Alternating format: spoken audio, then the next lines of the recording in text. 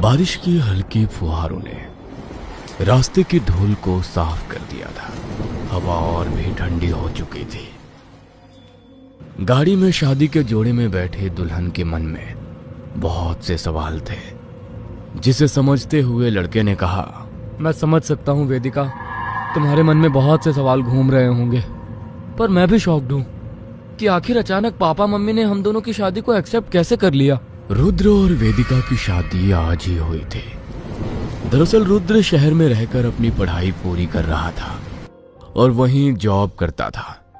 वेदिका भी पढ़ती थी और एक एनजीओ में समाज सेविका का काम करती थी। क्योंकि उसके परिवार में भी कोई नहीं था, इसलिए वो दूसरों का दुख समझती थी और लोगों की मदद करती थी। एनजीओ के कुछ काम से वो रुद्र के ऑफिस आया जाया करती थी। वहीं से उन दोनों में बातचीत हुई और नजदीकियां बढ़ी। रुद्र को वेदिका पसंद आ गई थी, इसलिए वो उससे शादी करना चाहता था। उसने अपने घर वालों से भी बात करी, पर उन्होंने उस लड़की को स्वीकार करने से मना कर दिया। रुद्र ने भी अपने माता पिता से जिद में कह दिया कि वो शादी करेगा तो उसी लड़की से, वरना किसी से भी नहीं। बेटा, तू ऐसा नहीं कर सकता। कर सकता नहीं पिताजी, मैं आज ही करूंगा वेदिका से शादी। उन दोनों ने शादी की। शादी के बाद वो अपने फ्लैट में जा रहे थे, पर तभी उसके मम्मी पापा का उसे कॉल आया। बेटा, मुझे माफ कर दे। अब हमें अपनी गलती का एहसास हो चुका है। हम तेरी शादी तो नहीं देख पाए, पर तू शादी के बाद बहू को लेकर जल्दी घर आ जा। बहू और तेरी सारी रस्में हम घर पर करेंगे। रुद्र भी अपने माता पिता की बातों से थोड़ा इमोशनल हो चुका था, इसीलिए वो अपने पिता की बात मान जाता है और तुरंत ही ड्राइवर को गाड़ी घुमाकर उसके गांव की तरफ ले जाने को बोलता है। गाड़ी में बैठे हुए कई घंटे बीत चुके थे। वेदिका भी काफी थकी हुई लग रही थी। हमें घर पहुंचने में और कितना टाइम लगेगा रुद्र? बस 10 किलोमीटर और। कुछ देर बाद गाड़ी एक पुरानी बड़ी सी हवेली के आगे आकर रुकी। दोनों गाड़ी से उतरे और घर के अंदर गए। हवेली बहुत बड़ी और पुरानी लग रही थी। चारों तरफ सन्नाटा पसरा हुआ था। जैसे ही दोनों अंदर गए, सामने से रुद्र के माता पिता आए। रुद्र के पिता भैरव प्रताप लंबी कद काठी, सख्त आंखें, पर चेहरे पर कोई भाव नहीं। दूसरी ओर उसकी मां पारंपरिक कपड़ों में बेहद शांत और गंभीर, होठों पर हल्की मुस्कान लिए हुए। उन्होंने वेदिका को गले लगाया। ये भोला काका है बहू। बहू, इस दिन का इंतजार हमने सालों से किया है। इतनी नाराजगी ठीक नहीं बेटा। माँ बाप हमेशा अपने बच्चों का अच्छा ही चाहते हैं। आसपास के कई जिलों के लोगों की जान इस भैरव प्रताप चौधरी के अंदर बसती है, और भैरव प्रताप की जान तुम्हारे अंदर। तुम्हारी पसंद को तो हमें स्वीकार करना ही था। अब जाओ, तुम आराम करो, बातें बाद में करेंगे। जिसके बाद दोनों वहां से चले गए। सुमित्रा, ये शहरी बहू है। इसे खानदान के परंपरा के बारे में बता देना। किसी भी चीज की जरूरत हो बेटा तो मुझे बताना, और रात में अपने कमरे से बाहर मत जाना। गांव में बहू बेटियों का कमरे से बाहर घूमना अच्छा नहीं माना जाता। ठीक है मम्मी जी। पहली रात, नई जगह, नए लोग और गांव का माहौल। वेदिका के मन में अजीब सी घबराहट हो रही थी। रात का खाना सबने मिलकर खाया, पर वहां भी एक सख्ती महसूस हो रही थी। जैसे हर नियम, हर बात, हर आदत पर नजर रखी जा रही हो। खाना खाकर वेदिका टहल रही थी।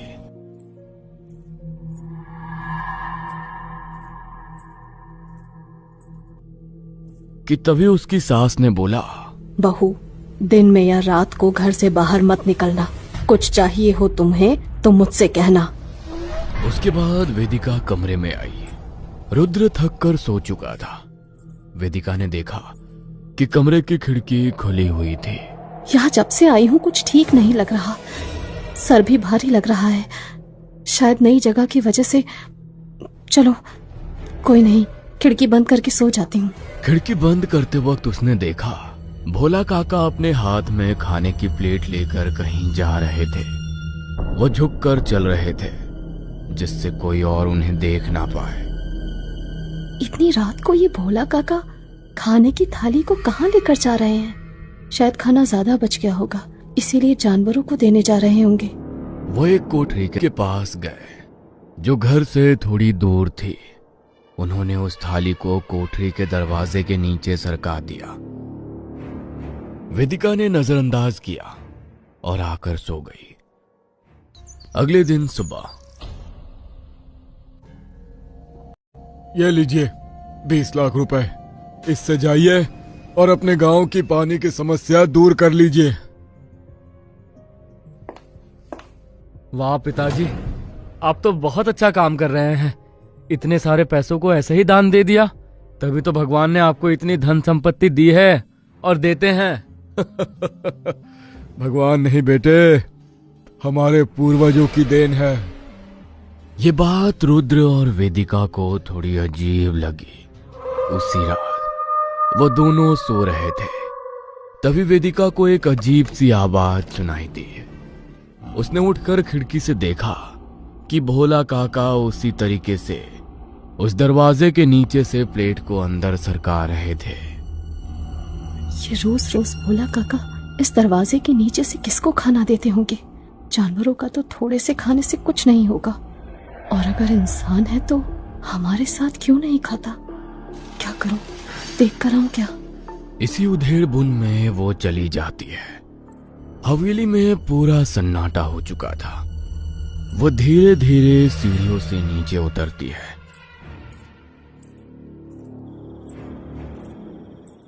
और उस कोठरी की तरफ जाती है। वहां पहुंचते ही उसने देखा एक बड़ा सा ताला उस दरवाजे पर लटक रहा था और दरवाजे के ताले पर बहुत से धागे लपटे हुए थे। आसपास का माहौल काफी डरावना था, क्योंकि वहां अंधेरे में झिंगुरों के साथ और भी कई अनगिनत आवाजें आ रही थी, जो किसी को भी डराने के लिए काफी था। उसने दरवाजे में बनी एक छोटी सी खिड़की का गेट ऊपर उठाया और उसके अंदर झांका तो कुछ ऐसा देखा जिससे उसकी रूह कांप गई। ऐसा लग रहा था जैसे उसकी आंखें बाहर आने को है।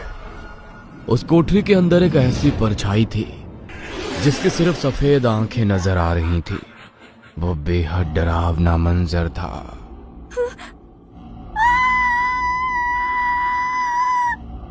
वो घबरा कर पीछे गिरने वाली थी कि तभी उसे रुद्र ने थाम लिया। ओ वेदिका, आर यू मैड? तुम यहाँ क्यों आई? वो तो सही हुआ कि मैं वॉशरूम जा रहा था, तभी मैंने तुम्हें देखा। रुद्र रुद्र रुद्र, वहाँ कोई है, वहाँ कोई है। यहाँ से चलो वेदिका, फिर बात करते हैं।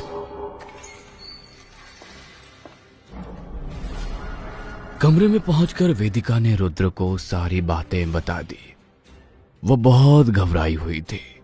यार वेदिका, वहां कभी मत जाना। मुझे पता है तुम्हारे मन में कई सारे सवाल होंगे कि भोला काका रोज वहां किसको खाना देने जाते हैं, क्या करते हैं। तुम बाहर मत जाना बस। अगर काका या पिताजी को पता चल जाता तो बहुत बड़ा बवाल हो जाता। हमें इन सब चीजों से कोई मतलब नहीं है कि काका कहाँ जाते हैं, क्या करते हैं। वैसे भी हम बस कुछ दिनों के लिए ही यहाँ आए हैं। रुद्र की बातों से वेदिका ने खुद को तो शांत कर लिया, पर उसके दिमाग में अभी भी वो सब चीजें घूम रही थी। अगले दिन सुबह वेदिका अपने सास ससुर के लिए चाय लाती है। सुमित्रा, बहू काफी तेज है, इस पर सही से ध्यान रखना और हो सके तो एक बार और समझा देना कि घर से बाहर ना जाए। ठीक है, मैं ध्यान रखूंगी। उसी शाम की बात है। वेदिका अपने रूम में एनजीओ से रिलेटेड कुछ काम कर रही थी। उसे एक मेल सेंड करनी थी, पर उसके मोबाइल में नेटवर्क बिल्कुल भी नहीं आ रहे थे। इसलिए वो नेटवर्क की तलाश में घर से बाहर चली गई, जिसे सुमित्रा ने देख लिया और गुस्से से उसके पास गई। बहू, मैंने तुम्हें समझाया था कि घर से बाहर नहीं जाना, फिर भी तुमने मेरी बात नहीं मानी। पर मम्मी जी, मैं तो बस बहू, जितना कहा जाए उतना ही किया करो। वेदिका को अपनी सास की बातें बहुत बुरी लगी, पर वो बिना कुछ बोले वहां से चली गई। देर रात हो चुकी थी। वेदिका अभी तक सोई नहीं थी। वह दिन भर की हुई बातों को लेकर परेशान थी।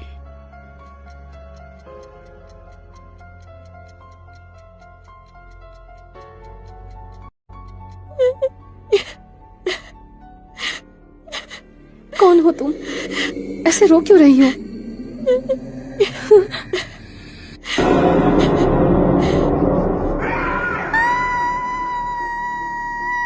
वेदिका के चिल्लाने की आवाज सुनकर रुद्र भी जाग गया। क्या हुआ वेदिका? कोई बुरा सपना देखा क्या? वेदिका बहुत डरी हुई थी। रुद्र ने उसको संभालते हुए शांत होने को कहा।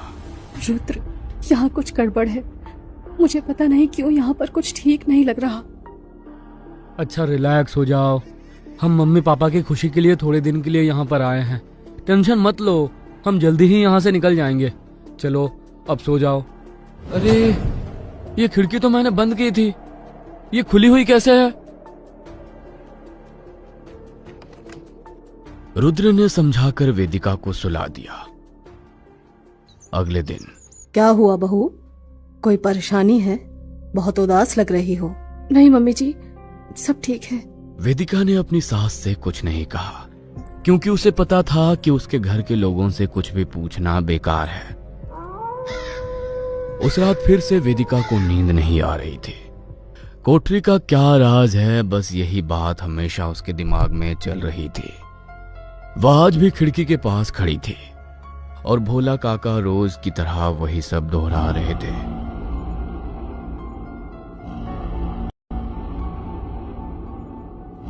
पर उसने नजरअंदाज किया और सोने चली गई।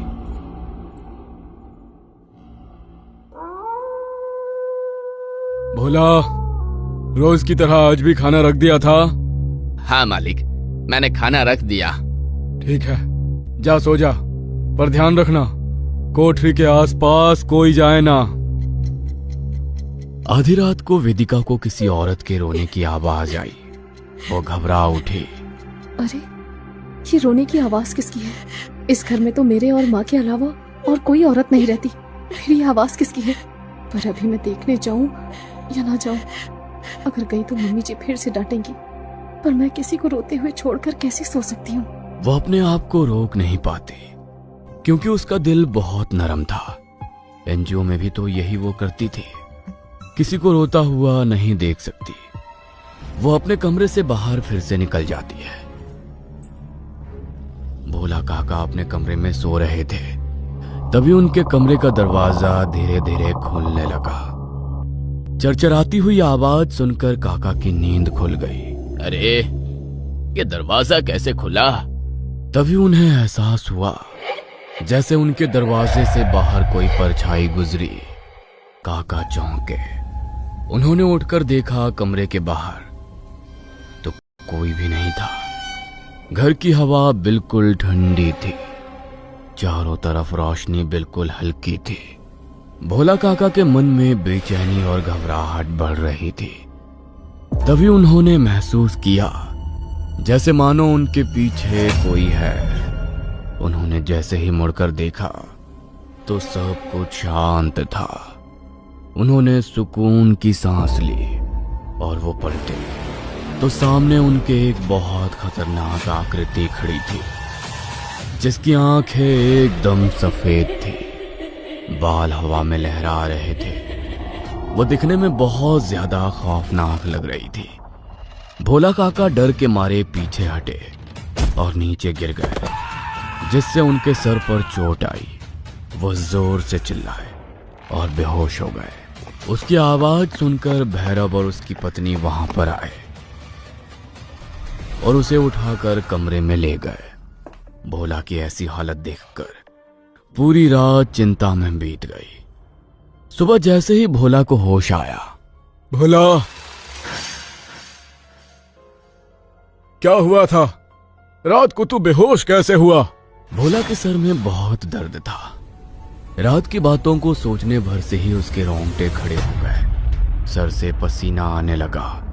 इतना भयानक चेहरा उसने रात को देखा था जो वो भूल नहीं पा रहा था। मालिक कल रात घर में कोई था। भूत था। वो कोठरी का दरवाजा खुला हुआ है, खोल कैसे?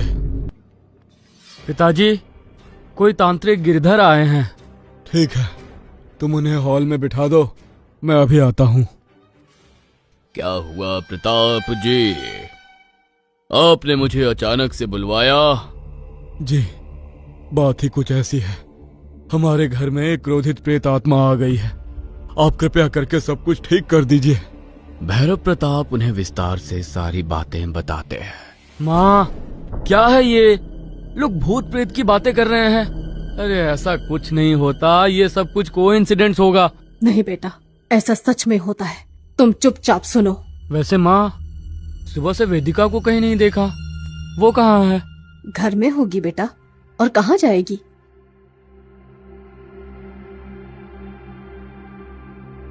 उसके बाद गिरधर बाबा ने कमंडल से राख बिखेरी और धीमी गूंजती आवाज में मंत्र जाप करने लगे। हर मंत्र के साथ दीवारों में हल्की हल्की थरथराहट होने लगी। दीवारों पर टंगी तस्वीरें अपने आप टेढ़ी होने लगी। बाबा की जाप करती हुई आवाज गहरी होती गई। तभी बाबा ने अपनी थैली में रखे हुए कल पुतले को निकाला और उस पुतले पर सुई चुभाई तो ऊपर कमरे में वेदिका के चिल्लाने की आवाज आई। ये तो वेदिका की आवाज है। रुद्र दौड़ता हुआ वेदिका के पास गया। रुद्र! ये तुम्हें क्या हो गया वेदिका? तुम्हारी ये हालत कैसे हुई? इसके बाद जैसे ही बाबा ने दोबारा उस पुतले पर सुई चुभाई, वेदिका कमरे से बाहर आई और धीरे धीरे नीचे उतरने लगी और हॉल में आकर बेहोश हो गई। इससे आगे की प्रक्रिया उस कोठरी में होगी। इसे वहां ले चलिए। सुमित्रा, भोला, तुम बहू को बाबा के साथ कोठरी में ले आओ। मैं ऊपर से रुद्र को लेकर आता हूं। क्या हुआ बेटा? अब सब ठीक हो जाएगा, इतना परेशान मत हो। गलती तुम्हारी बीवी की है। उसे कितनी बार मना किया पर वो नहीं मानी। कल रात वो ताला तोड़कर उस कोठरी में गई।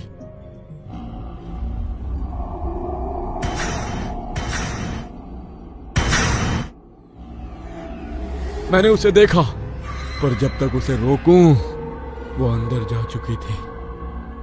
और जब वो बाहर आई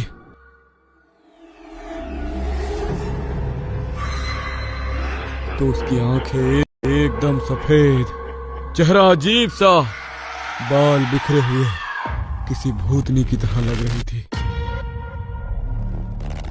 उसके बाद उसी ने भोला पर हमला किया। पर उस कोठरी में ऐसा क्या है?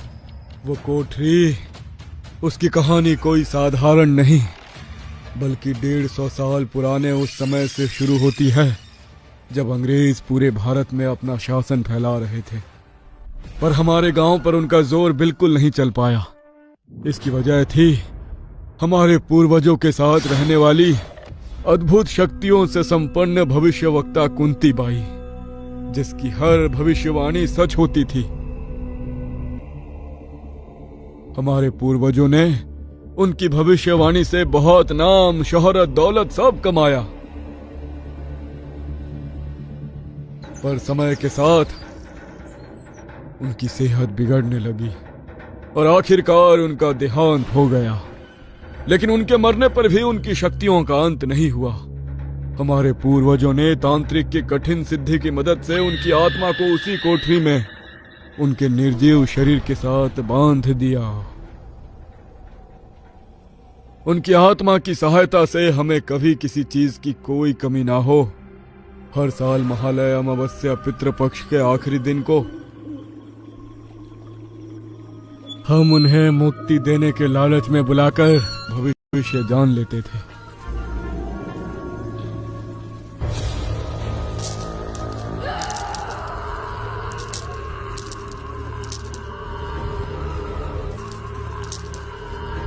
और फिर धोखे से वापस कैद कर देते थे।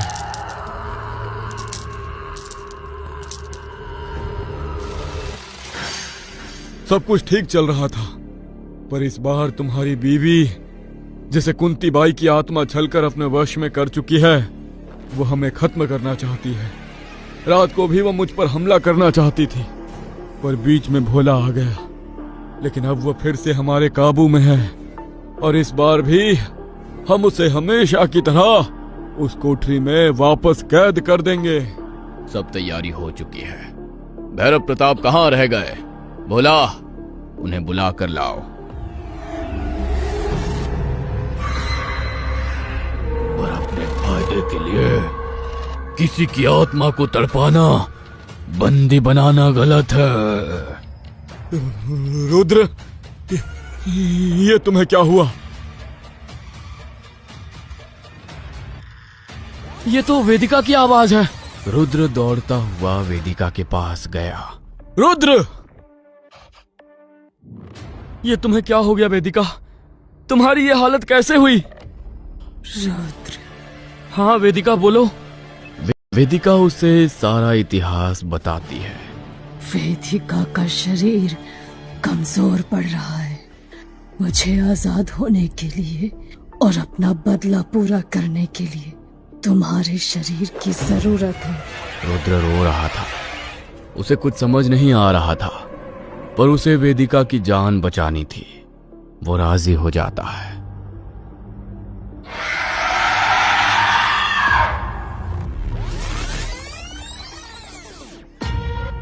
सालों से तूने और तेरे पूर्वजों ने मुझे तड़पाया, अब तेरा अंत आ गया है।